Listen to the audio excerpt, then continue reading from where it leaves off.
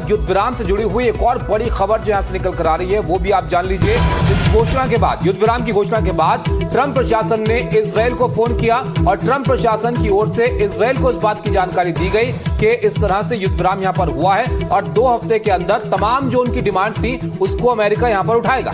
और साथ ही मांग ये की गई है कि वार्ता पूरी होने तक हमले नहीं करेगा इजराइल। फोन पर बातचीत के दौरान ट्रंप प्रशासन के वरिष्ठ अधिकारियों ने इजराइल को यह बताया कि 2 हफ्तों तक चलने वाली वार्ता में अमेरिका ईरान की परमाणु सामग्री को हटाने, परमाणु संवर्धन पर रोक लगाने, बैलिस्टिक मिसाइल के खतरे को खत्म करने समेत कई मांगों को दृढ़ता से रखेगा। तो तमाम मांगों के बीच लगातार जो आशंका जताई जा रही थी कि जो इजराइल है वो हमला कर सकता है, हालांकि फोन पर बातचीत हुई है। हमारे तमाम मेहमान हमारे साथ बने हुए हैं। ग्रुप कैप्टन यूके देवनाथ जी, आपका रुख करना चाहूंगी। लगातार यही सवाल उठ रहा था देवनाथ जी कि इजराइल का क्या होगा, उसका परसेप्शन, उसका पॉइंट ऑफ व्यू इसमें क्या होगा, लेकिन जो फोन कॉल हुई है क्या इससे समाधान की ओर आगे बढ़ेगा ये पूरी वार्तालाप?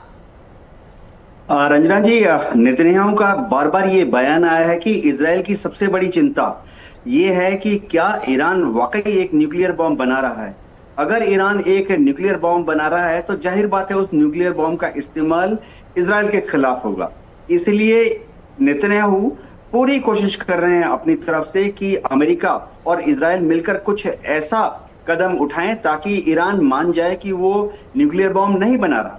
लेकिन रंजना, मैं आपको बताना चाहता हूं, पिछले जो 26 फरवरी की बात है, 27 फरवरी की बात है, जेनेवा में जब टॉक्स हो रही थी तो ईरान ने वहां कमिट किया था कि वो न्यूक्लियर हथियार नहीं बना रहा है। सेकेंडली, ईरान ने 27 फरवरी को ये भी कहा था कि अगर IAEA के सुपरविजन में, यानी IAEA की टीम ईरान पहुंचे, ईरान राजी है कि अपने यूरेनियम का जो भंडार है 400 किलो से ज्यादा का, जो कि 60% तक प्यूरिफिकेशन कर चुके हैं, ईरान उसको डाइल्यूट करके 20% और 10% तक डाइल्यूट करने के लिए तैयार था।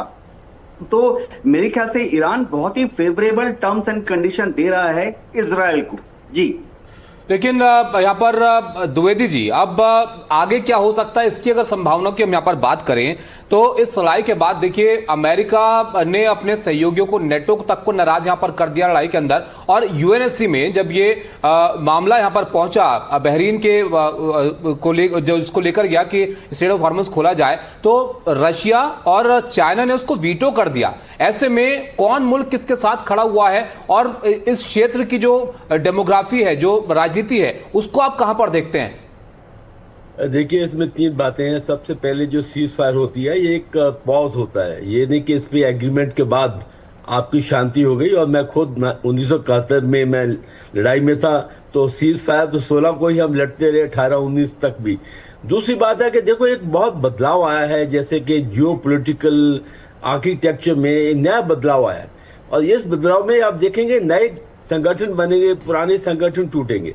इस लड़ाई के दौरान एक तो ट्रांस अटलांटिक जो उनमें काफी एक अंतर आया है और काफी उनमें उनकी जो अलायंस में कमजोरी आई है, ट्रांस अटलांटिक यानी कि अमेरिका और यूरोप के बीच में। दूसरा, जितने भी खाड़ी के देश थे उनको अभी लग रहा है कि यार उनकी सिक्योरिटी में तो कोई खास मजबूती नहीं थी अमेरिका के साथ, तो वो अभी ढूंढेंगे कि नए पार्टनर, नई सिक्योरिटी बने। और देखो पाकिस्तान, सऊदी अरेबिया में तो ऑलरेडी एक संधि है, अभी नए लोग इसमें आ सकते हैं। और ये देखिए, ये पाकिस्तान अकेले ने नहीं सीज फायर की, इसके पीछे और भी शक्तियां थी। इजिप्ट था, टर्की थी, सऊदी अरेबिया था और पीछे चाइना था। देखिए चाइना ने बहुत इसकी सपोर्ट की है। और आप ठीक बता रहे हैं कि UNSC में चाइना और रशिया दोनों ने इसको वीटो किया है। तो अभी इसमें 2 बातें ध्यान में रखने वाली हैं। पहली बात कि जो शर्तें हैं दोनों साइड से वो मैक्सिमलिस्ट हैं, यानी कि सबसे जितना वो लगा सकते लगाएंगे। इस पे कैसी आगे बात बढ़ेगी, ये पहली बात है। दूसरे, जो बाकी देश है और दुनिया का क्या है इसमें और एक नजरिया होगा, क्योंकि पूरी दुनिया में एक बात पक्की है कि वो नहीं चाहते कि युद्ध चले, क्योंकि एनर्जी पर एक बहुत बड़ा क्वेश्चन मार्क आ जाता है। और तीसरी बात जो मैं आपको बताना चाहता हूं कि हमें थोड़ा देखना पड़ेगा क्योंकि एक ये पॉज आया है। बिल्कुल इंतजार द्विवेदी जी यहाँ पर करना होगा, क्योंकि इससे पहले भी पॉज जिसे आप कह रहे हैं युद्ध विराम वाला वो रहा है, लेकिन बावजूद उसके हमले इजराइल की तरफ से कम जारी और अमेरिका ने भी किया। आप बने रहिएगा। इस बीच एक बड़ी खबर सामने आ रही है। ईरान के साथ वार्ता की तैयारी अमेरिका कर रहा है। व्हाइट हाउस प्रवक्ता केरेन लेविट की तरफ से यह बड़ा बयान सामने आया कि शुक्रवार से दोनों देशों के बीच ये बातचीत शुरू होगी। तो शुक्रवार से इस बात को लेकर चर्चा होगी कि स्थायी समाधान यहां पर क्या निकलता है। इस बात को लेकर कैरोलिन लेविट इस पर जो है बयान दे रही है। व्हाइट हाउस के प्रवक्ता हैं जो अमेरिका का पक्ष यहां पर रखते रहे हैं इस लड़ाई के दौरान, और ये बड़े डेवलपमेंट यहां पर हैं। और इस पर अगर हम यहां पर देखें जो बीच का रास्ता देवनाथ जी यहां पर हो सकता है, उसमें आपको लगता है कि ईरान यहां पर मानेगा कि स्ट्रेट ऑफ हॉर्मुज को फ्री होल्ड यहां पर दिया जाए, बिल्कुल खुला छोड़ दिया जाए। जो यूरेनियम संवर्धन को लेकर आप बात कर रहे थे उसको यहां पर पीछे हटने के लिए ईरान तैयार होगा ऐसे हालात में जब 40 दिन की लड़ाई हो चुकी है इसी बात को लेकर? तबीश, इसमें कोई शक नहीं है कि ईरान ने बार बार दावा किया है कि वो न्यूक्लियर बॉम्ब नहीं बना रहा है। आईएईए की टीम को उन्होंने ओपन इनविटेशन दी है। उनकी सिर्फ एक छोटी सी कंडीशन है कि जब आईएईए की टीम पहुंचे ईरान में तो उसमें कोई अमेरिकन या इजरायली साइंटिस्ट या इंजीनियर नहीं होना चाहिए, क्योंकि उन्हें शक है कि जो आईएईए की टीम में लास्ट टाइम जो अमेरिकन और इजरायली साइंटिस्ट इंजीनियर आए थे उन्होंने ही शायद जाके मोसाद को और सीआईए को ईरान की न्यूक्लियर पावर, उनकी लोकेशन, साइंटिस्ट के एड्रेस दे दिए थे।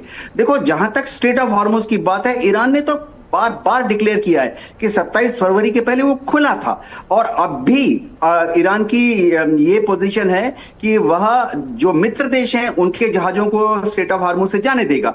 ईरान ने एक और कंडीशन कहा है कि अमेरिका के दुनिया के जो दूसरे देश हैं जो कि ईरान के प्रति एक संवेदना जताएंगे, यानी एक फेवरेबल कमेंट देंगे, उनके शिप्स को भी ईरान जाने देगा। मैं मतलब देवनाथ जी यहाँ पर देखिए रिजीम चेंज तो हुई नहीं, जो न्यूक्लियर को लेकर जो प्लान थे ईरान के वो भी अभी वहीं के वहीं हैं। तो स्ट्रेट ऑफ हॉर्मुज जो पहले खुला था अमेरिका की लड़ाई के बाद वो बंद हुआ, अब उसको खुलवाने के लिए तमाम बातचीत अमेरिका के लिए चुनौती बनी हुई है। तो क्या हासिल हुआ अमेरिका को फिर? और डोनाल्ड ट्रंप की छवि को लेकर आपको लगता है कि डेंट लगा है इस लड़ाई के बाद? देखिए, जहां तक डोनाल्ड ट्रंप की बात है, डोनाल्ड ट्रंप एक रैम्बो इमेज देना चाहते हैं। उन्होंने बोला मेक अमेरिका ग्रेट अगेन। वो असल में कह रहे थे कि Donald Trump is great for ever. वो चाहते हैं कि उनकी एक छवि हो कि वो बहुत टफ नेगोशिएटर हैं थे। तो आज से 50 साल 100 साल के बाद अमेरिका में पाठ्यक्रम में दिखाया जाएगा कि वंस अपॉन ए टाइम, एक समय अमेरिका में एक महान प्रेसिडेंट था जिसका नाम डोनाल्ड ट्रंप था। लेकिन देखो, ये 2 हफ्ते का जो ब्रेक दिया है इसके पीछे एक टेक्निकल रीजन है। टेक्निकल रीजन ये है कि इतनी 38 दिन की लड़ाई के बाद खाड़ी क्षेत्र में अमेरिका के जितने पेट्रियट एयर डिफेंस सिस्टम थे, थार सिस्टम था, इन सब की जो मिसाइलें हैं वो खत्म हो गई थी। इस तरह से इजराइल के आयरन डोम सिस्टम में जो इंटरसेप्टर मिसाइल होती हैं वो भी खत्म हो गई थी। तो अमेरिका इस 2 हफ्ते का इस्तेमाल करेगा अपनी लॉजिस्टिक सप्लाई चेन को फिर से दुरुस्त करने के लिए।